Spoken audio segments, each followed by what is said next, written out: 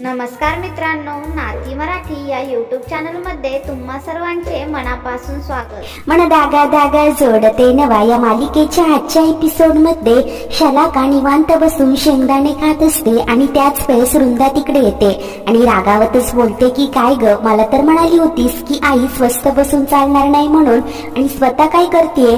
तेव्हा आता शलाका सांगते की आई मग आणखी आपल्या हातात तरी काय आहे ना, ती आनंदीच बरी होती, ही सुखदाना जाम जड जातीये। तेव्हा आता वृंदा बोलते की होय जड तर जातीये, आज काय तर म्हणे भलं मोठं गिफ्ट बॉक्स मागवलंय तिने सार्थक साठी, की तू काय ठरवूनच टाकलंय का की मी काही प्लॅन केलं की लगेच पहिले चेहरा पाडायचा म्हणून? तेव्हा सार्थक बोलतो की ठीक आहे, काय आहे सांग।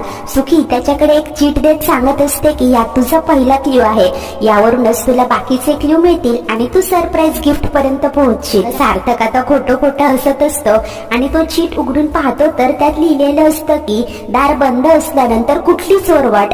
सार्थक विचारतो आता हे काय आहे? सुखी म्हणते की अरे हाच तर गेम आहे, आणि त्याला दरवाजा बाहेर काढून दरवाजा बंद करते आणि चोरवाट खिडकी असं बोलून तो आता खिडकी उघडून आत येतो। आतमध्ये लाईट देखील ऑफ असतात। सार्थक जरासा धडकतो आणि त्यानंतर समोर पाहून जरा घाबरतो, कारण आदर्श ब्लँकेट घेऊन तोंडावर टॉर्च लावून बसलेला असतो। तो हसायला लागतो आणि सार्थकला सांगतो की पुढचा क्ल्यू आहे माझ्याकडे, जगाचा तारणहार। वास्तव्य जिथे या घरात, तुझा पुढचा क्ल्यू शोधून ठेवायचा कपात सांगून त्याला हिंट देत असतो। सार्थक आता तिकडनं निघून जातो। आदर्श मात्र विचित्रपणे हसत असतो। सार्थक आता देवघरात येतो, देवाला नमस्कार करतो आणि तिथे त्याला दुसरी चीट मिळते, त्यात लिहिलेलं असतं की कॉफी टाइम। त्यामुळे सार्थक आता किचन मध्ये येतो, तिथे अक्कू त्याच्यासाठी कॉफीचा मग घेऊन येते आणि तो मग घेतो। त्यात देखील आता तिसरी चीट असते आणि त्या चीट मध्ये लिहिलेलं असतं की आतापर्यंतचे क्ल्यू खूप सोपे होते, हे सगळे कोडे तुला सहज सुटले, आता खोलीत गेल्यावर काहीतरी खास मिळणार आहे, ते शोधशील नक्की। तेव्हा आता सार्थक रूम कडे आलेला असतो। रूम मध्ये आता सार्थक जेव्हा तो बॉक्स उघडायला जातो, अक्कू म्हणते की अरे थांब थांब, तिने व्हिडिओ ऑन केलेला असतो तर सुखी आणि आदर्श देखील तिकडे येतात। सुखी सांगते की आता उघड न। वृंदा आणि शलाका देखील हे सगळं पाहतच असतात, आता फटाके फुटणार असं खुश होऊन बोलत असतात। तर सार्थक आता तो बॉक्स उघडतो, त्यात सुखदाने सगळे चॉकलेट्स ठेवलेले असतात, त्यावर थँक्यू लिहिलेलं असतं। मध्ये आणखी एक बॉक्स असतो, सुखी त्याला तो बॉक्स देखील उघडायला सांगते। सार्थक तो ओपन करतो, त्यात एक खूप सुंदरसं छोटूसं गिफ्ट असतं। ते पाहून सार्थक आता खुश झालेला असतो। काय आहे ना, मी खूप खुश हॅपी गो लकी असते ना, त्यामुळे कधी कधी लोकांना कळतच नाही की मला सुद्धा काळजीची, आपुलकीची, प्रेमाची गरज असते। वेळेस हेच एक्सपेक्ट केलं जातं की मी त्यांची काळजी घ्यावी आणि मी ते आनंदाने करते देखील, परंतु सार्थक जशी मी इतरांची काळजी करते ना, तशीच तू माझी काळजी करत होतास।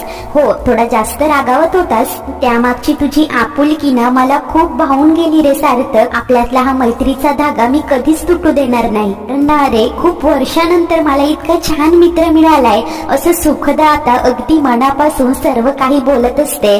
त्यानंतर सार्थक तिकडनं जाणारच असतो। सुखी मात्र अतिशय प्रेमाने त्याच्याकडे पाहत असते आणि ती सार्थकला थांबवते आणि इमोशनल होऊन म्हणते की थांब ना, अजून खूप महत्वाचं बोलायचंय। आणि अतिशय प्रेमाने सुखी आता सार्थकला मिठी मारते। सुखदा सार्थकवर अतिशय मनापासून प्रेम करायला लागलेली असते, परंतु मनावर दगड ठेवून तिने आता मैत्रीचं नातं स्वीकारलेलं असतं। शलाका बॉक्स उघडत असते, इकडे अक्कू आता बाहेरून दरवाजाशी कान लावून हसत असते आणि आतमध्ये फटाके फुटल्याचा आवाज होतो। त्यानंतर आता इकडे वृंदा व शलाकाचं तोंड काळं झालेलं असतं। दोघेही एकमेकांच्या चेहऱ्याकडे पाहून किंचाळायला लागतात। इकडे सुखदा आता रूम मध्ये आलेली असते आणि स्वतःशीच बोलत असते की सुखी अगं काय करायला निघाली होतीस तू, काय सांगणार होतीस त्याला आता? सार्थकला सुद्धा हे नातं मैत्री पलीकडे नको आहे, पण माझं मन मात्र मैत्रीवर थांबायला तयार नाहीये, त्याचं काय करू? बाजूलाच त्याने आनंदीचा फोटो ठेवलेला असतो आणि आता सुखदाचं हे गिफ्ट पाहून जेव्हा आनंदीने सगळ्यात आधी त्याला लिंबाचं लोणचं गिफ्ट केलं होतं, ते काही क्षण त्याला आठवत असतात आणि तो असूनच म्हणतो की हे सगळं पाहिल्यानंतर ना मला तुमचीच आठवण येते। खूप वर्षानंतर माझ्या आयुष्यात मैत्रीचं नातं आलंय, पण हा एकटेपणा काही जात नाही, कसा जाणार म्हणा? तुम्ही निघून गेल्यानंतर आयुष्यात खूप मोठी पोकळी तयार झालीये आणि हा एकटेपणा काही संपत नाही। आता आनंदीला कॉल करते, ती आता आश्रमातच असते। ती फोन रिसीव्ह करतच म्हणते की बोला सुखी मॅडम। तर सुखी सांगते की कल्याणी ताई, एक ना सॉलिड प्रॉब्लेम झालाय। अगं मला ना एक मुलगा आवडायला बोलायला लागलाय तेव्हा आनंदी खूप खुश होते आणि विचारते की कोण, तोच का पांढऱ्या घोड्यावरचा? खुश आहे, फायनली तुला कोणीतरी आवडलंय. सुखी आता सार्थक समोरच उभी असते. सुखी मात्र सार्थककडे पाहूनच हसतच बोलते की खडूस. तर आनंदी सांगत असते की तो तुझ्याशी कसं वागतो हे विचारत नाहीये, त्याचं नाव विचारतीये. तेव्हा सुखदा सांगतेच ठेवलंय. तर सार्थकला कळालेलं असतं की सुखी त्याच्याबद्दलच सांगते. सुखी म्हणते की अरे चिल, माझी मैत्रीण आहे, बोलतोस का तू?